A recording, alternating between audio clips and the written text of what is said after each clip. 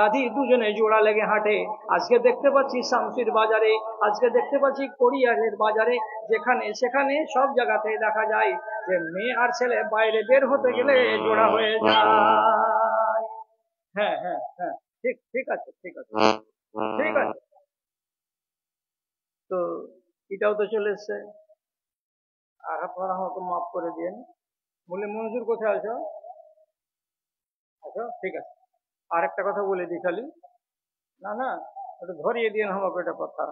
রাসূলুল্লাহ বলছেন, ইন্না সাআদাতান নাসে বিদ-দুনিয়া, দুনিয়ার দিক দিয়ে সেই জমানায় ভাগ্যবান মানুষ যাকে মনে বলবে লোকেরা। দুনিয়াতে মানুষ যেই লোকগুলোকে সুখী লোক বলবে এবং ভাগ্যবান লোক বলবে, তারা কারা? তো রাসূলুল্লাহ বলছেন, লোকা গুনে লোকা, যেটা লোক কি হবে? ছোট লোকের বেটা ছোট লোক, যেটা হবে অভদ্র লোকের বেটা অভদ্র, যেটা ন্যাংটার বেটা ন্যাংটা, ন্যাংটার বেটা ন্যাংটাকে, ছোট লোকের বেটা ছোট লোককে যেদিন মানুষেরা কি ধরে নিবে, এটাই হলো সবচাইতে বড় ভাগ্যবান। কি মানে? কি মানে হলো জানেন? যার বাপ বিড়ি খেত, তো কি না খেতে পারতো না, এরা খাইছে তো একটু দিয়েছে।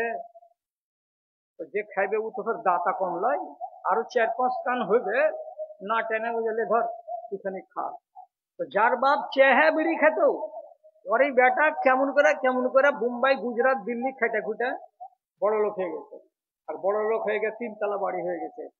যার কোনো পরিচয় নাই, যার কোনো পরিচিতি নাই, যার কোনো শিক্ষা নাই, যার কোনো দীক্ষা নাই, এমন একটা জাহেল, এমন একটা মূর্খ, এমন একটা অবলা, এইরকম মানুষ যদি বড় লোক হয়ে যায়, 2 তলা বাড়ি হয়ে যায়, 3 তলা বাড়ি হয়ে যায়, আর গ্রামের লোকেরা যদি তার বাড়ির দিকে তাকায় আর মনে মনে বলে এটা হলো সবচাইতে সুখী মানুষ, রাসূলুল্লাহ বলছেন, ঠ্যাঠার বেটা ঠ্যাঠা যেদিন বড় লোক হয়ে যাবে, জানতে হবে কিয়ামত কাছে চলে এসেছে।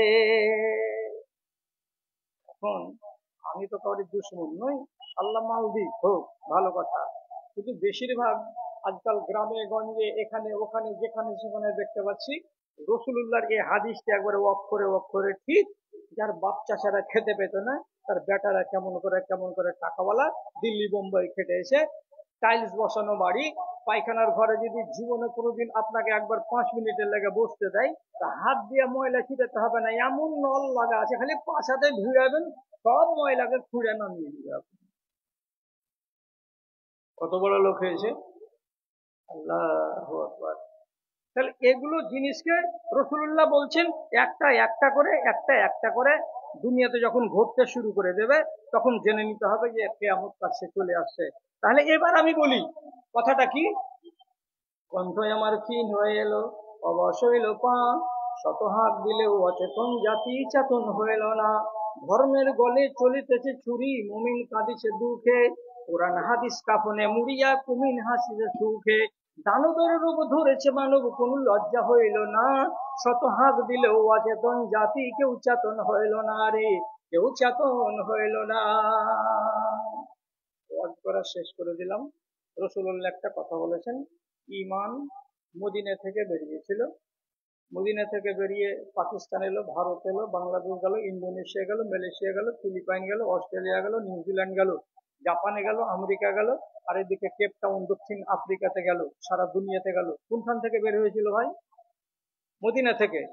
রাসূলুল্লাহ কি বলছেন, একটা সময় যখন আসবে ঈমান উল্টা সফর শুরু করবে। তার মানে কি, হাঁটতে শুরু করবে মদিনার দিকে। নিউজিল্যান্ডে ঈমান থাকবে না, ইন্দোনেশিয়াতে ঈমান থাকবে না, বাংলাদেশে ঈমান থাকবে না, ভারতে ঈমান থাকবে না, পাকিস্তানে ঈমান থাকবে না। সব মুসলমানেরা কি হয়ে যাবে? ঈমান হারা হয়ে যাবে। এর ঈমান কোথায় চলে যাবে? তো রাসূলুল্লাহ বলছেন, আবার ঘুরে ঈমান মদিনা থেকে এসেছিল মদিনায় চলে যাবে। সারা দেশগুলো, সব যে মানুষগুলো থাকবে, তারা কি হবে? সব বেঈমান, সব বেঈমান, সব বেঈমান। যখন আল্লাহ কথাটা উঠে যাবে, সেদিনই রব্বুল আলামিন বলছেন, কিয়ামত কায়েম করে দাও।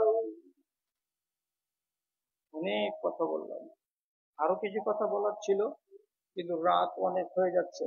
বড় বড় জালসা তো 11:30 ঠিকে না। আর আজ কেমন করে যে আমার দাদুটি, আমার ভাই কটা আমার কথা রেখে নিয়েছে, যে এখন 11:15 হয়ে গেছে, 50 হতে চললো 11টা, আপনারা আসেন। একটা কথা শুধু বলে দিই, আর দেওয়ার পরে আমি আগাই। কথাটা হলো এই, জান্নাত শুধু খুঁজছেন নামাজ পড়ে, রোজা করে, দান করে, খয়রাত করে, এর বাহিরে কি জান্নাত নেই? জান্নাত পেতে গেলে 35টা কাজ আছে, 35 রকমের কাজ আছে। যদি আপনি একটাকে ধরতে পারেন, তা আল্লাহ তাআলা জান্নাতটাকে সুগম করে দিবেন আপনার জন্য। তো 35টা যে সিঁড়ি আছে, সিঁড়িগুলোকে দেখবেন, সিঁড়িগুলোকে জানবেন। যদি জানার থাকে, তাহলে কথা হলো এই, আপনি ওখান থেকে উঠেন। 1 নম্বর আরজি, আমি দূরের মানুষ, আপনার কাছে অল্প করে হলেও একটু কিছু নিব।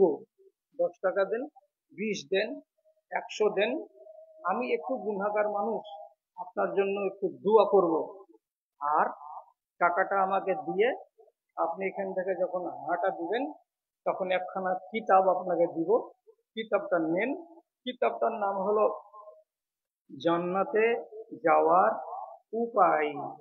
জান্নাতে যাওয়ার উপায়। 100 পাতার বই, আপনাকে 30 টাকাতে দিব, 3টা চা। যদি নিজের বাল বাচ্চাকে, ছেলেপিলাকে পড়িয়ে একটু জ্ঞানী করতে চাহেন, তো নিয়ে নেন এখান থেকে একখানা কিতাব। প্রথমে কে আসবেন? যিনি আমাকে 100টা টাকা দিবেন মাদ্রাসার নামে। আল্লাহর রাস্তা পালিয়ে যাবেন। তাই মৌলভী মঞ্জুর, যদি কোনো দাদা চাই যে আমার বাড়িতে বেটি বেটা আছে, তো শিখবে 35টা জান্নাতে যাওয়ার সিঁড়ি, যদি জানার ইচ্ছা থাকে একখানা কিতাবগুলো নিবে, তুমি দিয়ে দাও। আর পহিলা নম্বর দান কি আছে? মাশাআল্লাহ, আল্লাহুম্মা আইয়িদহু বিল ইলমি ওয়াল হিলমি ওয়া যায়্যিনহু বিল ঈমানি ওয়াত তাকওয়া ওয়া লা তু'রিযু বিল ফিতানি ইয়া রাব্বাল আলামিন। আরেকজন ভাই আমার 100 টাকা দিয়েছেন। এই 100 করে টাকাগুলো, যতটি লোক আপনারা আছেন, আপনাদেরকে কি বললাম, 10টা টাকা হলেও দেন, 10টা টাকা হলেও দেন। মাশাআল্লাহ, আমার ভাইজান 500 টাকা দিয়েছেন। একটু উঠেন, ওই যে ওই যে ওই যে ওই যে, তুমি খাড়া হও না জি, তুমি দেখতে পাই না জি। তোমার আদেশে দিন চলে যায়। আমার দাদা 200 টাকা দান করেছেন। আল্লাহুম্মা সাল্লি আলাইহি, আল্লাহুম্মা বারিক আলাইহি। পরওয়ারদিগার আলম, যে আশায় দান দিয়েছে, আল্লাহ তার আশাকে পূরণ করো, তার আহলালকে সুখে রাখো, শান্তিতে রাখো। রব্বানা তাকাব্বাল মিন্না ইন্নাকা আনতাস সামিউল আলিম। আমিন আমিন বিরহমাতিকা ইয়া আরহামার রাহিমিন। আরেকজন 200 টাকা দান কবুল করো পাক সুবহান মিকামুল আরমান। আড়ালে আড়ালে মা খালারা যদি থেকে থাকেন, টাকা পয়সা অনেক বরবাদ করেছেন জীবনে, রমজান মাসে একটু বসে যে পড়বেন দুটা কথা, দিনের যে শিখবেন, তার জন্য তো কত দূর থেকে নিয়ে এসেছি কিতাবখানা। 30টা টাকাকে খুব ভারী মনে করে যদি পালিয়ে যান, তো কথাটা কেমন হবে? ধর্মকে কি শিখবেন না? নমাজ রোজার পদ্ধতিকে বাদ দিয়ে তারপরে যে আরো আছে, সেগুলো কি আপনাকে শিখতে হবে না? একটু শিখার চেষ্টা করেন। আলহামদুলিল্লাহ, আরেকজন ভাই দিয়েছেন 500 টাকা, আরেকজন ভাই দিয়েছেন 100 টাকা দান, কবুল করো পাক সুবহান আমিন। একদম 5 মিনিটের ভেতরে শেষ করেন, 5 মিনিটে। আলহামদুলিল্লাহ, মাশাআল্লাহ, আমার ভাই যেটা পেরেছেন সেটাই দিয়েছেন দান, কবুল করো তুমি পাক সুবহান মিতাদার মুনারমান। তাদের কেউ যদি থেকে থাকে কবরেতে, তোরা নিবে তুমি নিজের রহমতে। রব্বানা তাকাব্বাল মিন্না ইন্নাকা আনতাস সামিউল আলিম। আমিন আমিন আমিন। মাটার ঘাট বলে নেই কোনো ভেদাভেদ, অপরাধ চারিদিকে করে হয়েছে। বাবা মারা গেছে, তার জন্য 500 টাকা দান করেছেন। আলহামদুলিল্লাহ, মাশাআল্লাহ। আল্লাহুম্মা সাল্লি ওয়া রাহমহু, আল্লাহুম্মা বারিক লাহু ফিমা তাইদাহু ওয়া জিদ ফি উমরিহি আমিন। আরেকজন আমার ভাই 100 টাকা দিলেন দান, কবুল করো পাক সুবহান। আরেকজন দিয়েছেন 100 টাকা, আল্লাহ তুমি তার প্রতি সকাতারে দেখো, সত্য বছর রেখা। ওই আল্লাহ দয়াময় পাক সুবহান মিটিয়ে দাও তাদের মনে আরমান। রব্বানা তাকাব্বাল মিন্না ইন্নাকা আনতাস সামিউল আলিম। আমিন আমিন। আরেকজন ভাই আমার 50 টাকা দিল, ইহকাল পরকাল করো মঙ্গল। তাদের কেউ যদি থেকে থাকে কবরেতে, তোরা নিবে তুমি নিজের রহমতে। আমিন। আরেকজন ভাই দিয়েছেন 100 টাকা, আল্লাহ তুমি সকাতারে দেখো, সত্য বছর রেখা। রব্বানা তাকাব্বাল মিন্না ইন্নাকা আনতাস সামিউল আলিম। আমিন আমিন আমিন। আরেকজন ওজন ছেলে খানাতিয়া 100 টাকা দান দিল তোমারও লাগিয়া। আলহামদুলিল্লাহ, মাশাআল্লাহ। আরেকজন থেকে 100 টাকা দান, কবুল করো পাক সুবহান মিতাতার মুনারমান। রব্বানা তাকাব্বাল মিন্না ইন্নাকা আনতাস সামিউল আলিম। আমিন আমিন বিরহমাতিকা ইয়া আরহামার রাহিমিন। একথা শোধালে হৃদয়ে আমার একথা শোধালে হৃদয়ে আমার সত্যি দহিয়া যায়, কেন প্রতিদিন ভারত ভূমিতে মুসলিম জবাই হয়। রামের দেশে রবে রাম ভক্তরা, তাদের বড় সমাজ।